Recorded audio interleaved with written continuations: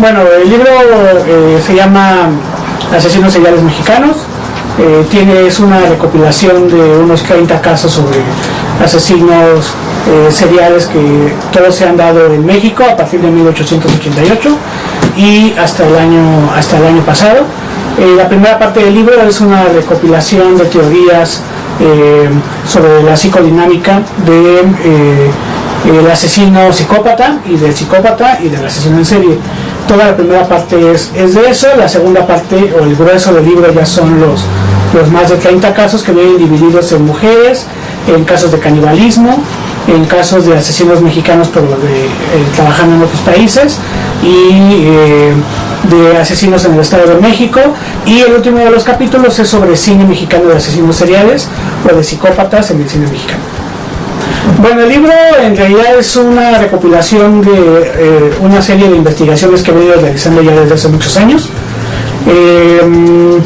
Surge como una propuesta para poder tener una especie de base de datos única, porque no hay una compilación sobre asesinos seriales solamente mexicanos que se haya llegado a publicar o que se haya llegado a registrar. Tanto el número de asesinos seriales como el número de víctimas no estaba, digamos, registrado en ningún lado, y el libro, pues digamos que propone poder armar una base de datos y evidenciar que llevamos más de 250 víctimas de asesinos seriales en lo que va en la historia del país, a pesar de que, bueno, al libro le hicieron falta algunos casos que sumarían tranquilamente unas 30 víctimas más.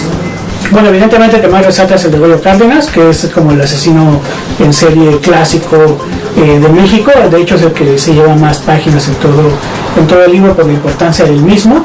Y yo creo que después vendría el caso de los asesinos caníbales, que también es son 4 casos, si no mal recuerdo, de asesinos a lo largo y ancho del país, desde el sur hasta Chihuahua, hasta el norte del país, pasando por la Ciudad de México.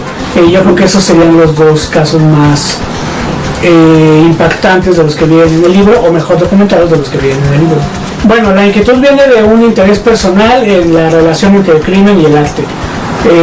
Yo comencé a realizar mi trabajo como periodista policíaco tratando de conjugar ambos conceptos, el arte en el crimen o el crimen en el arte.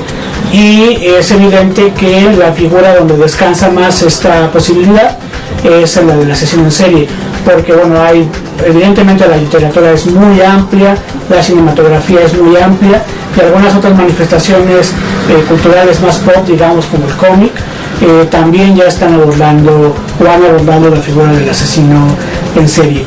Entonces es como una derivación de un primer interés que tenía que ver con mi trabajo como periodista cultural primero, y que después se convirtió en un periodismo policíaco, de salir a la calle a cubrir, y después centrarme ya, digamos, especializarme en la cuestión de la psicología criminal y aterrizando ya en la figura del asesino en serie. Pues descubrí que hay muchos más asesinos de los que yo suponía. Comentaba que en el libro yo pude registrar 30 casos y me quedé corto. En lo que saldrá del libro, en lo que va de la aparición del libro hasta nuestros días, que digamos son como medio año, ya no alcanzaron a entrar 4 casos nuevos y algunos otros casos históricos que también ya no pude documentar. Pero sí, me parece que la cantidad de asesinos seriales es muchísimo más escandalosa de la que suponemos, y la cantidad y la heterogeneidad de los mismos, ¿no?, del modus operandi, también es muy sorprendente. Y quizá lo que sí pude encontrar fue una especie de perfil del asesino en serie mexicano que tiene que ver con que muchos de ellos provienen de las fuerzas del orden, del ejército o de la policía. Eso sí es una especie de común denominador que encontré. Así como los asesinos alemanes tienen una fijación por la carne y los asesinos norteamericanos tienen una fijación por las distancias. Bueno, primero creo que no hay un control por parte de las instituciones para ver a qué tipo de personas están reclutando, ¿no? Cuando estas personas que no pasaron o tal vez pasaron de manera dudosa ciertos filtros, ven que la disciplina no es algo que a ellos les funcione, entonces deciden desertar, pero ya con una serie de conocimientos nuevos de cómo poder asesinar y de qué hacer con la víctima. Yo creo que tiene mucho que ver los controles internos de las corporaciones, o quizá la misma con las mismas trampas que hay adentro de las instituciones para que ellos puedan, la misma corrupción que hay dentro de las instituciones para que estas personas puedan llegar a entrar y salir sin mayor problema y aplicar los conocimientos que adquirieron para ahora, pues desafortunadamente, aplicarlos en contra de la ciudadanía. Bueno, todos los datos que están presentes en el libro, absolutamente todos, tienen un respaldo periodístico, un respaldo documental. Es una investigación de muchos años, yo diría tranquilamente más de 10 años, en los que se vinieron recopilando caso tras caso, y película tras película, dato por mínimo que pareciera se fue juntando, se fue guardando, hasta que llegó el momento de tener ya una sólida base de datos de nombres, del modus operandi, que ya estaba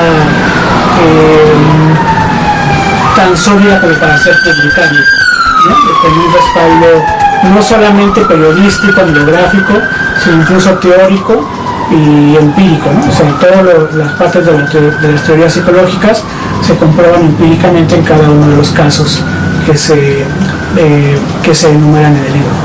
Yo creo que estás dirigido sobre todo a estudiantes de criminología, a gente que tiene interés en la historia policíaca del país, que es muchísima, y a personas que están interesadas en analizar al criminal o al asesino, sacándolo del periodismo y metiéndolo al microscopio, ¿no? Yo creo que eso es muy importante, sacar al asesino de las páginas de la nota roja para meterlos en análisis científico, teórico, académico que propone en primera instancia el libro.